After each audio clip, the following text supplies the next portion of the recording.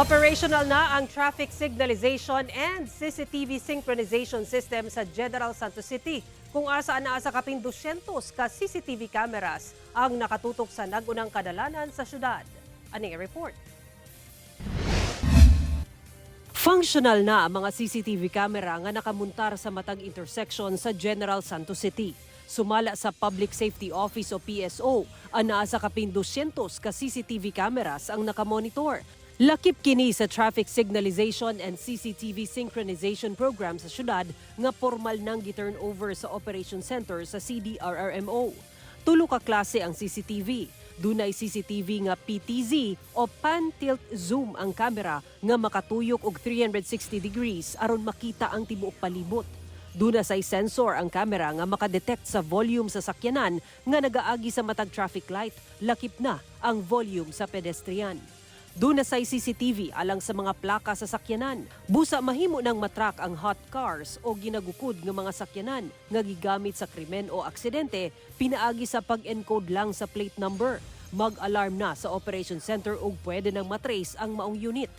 Duna say CCTV nga dunay facial recognition kung asa ang mga wanted person, pwede nang ma-detect sa CCTV sa ilang pag-agi.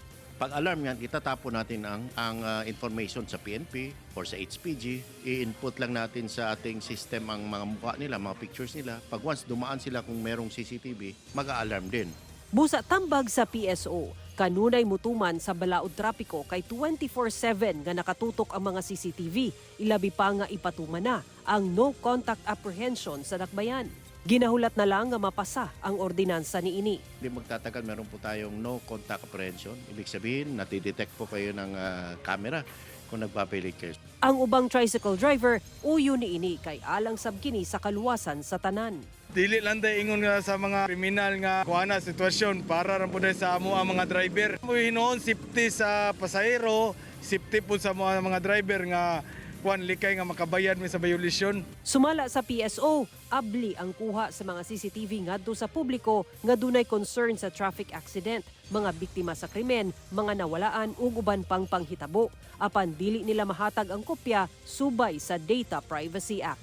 Kauban si Gary Balantay ug Bong Vicencio, Sara Hilomen Velasco.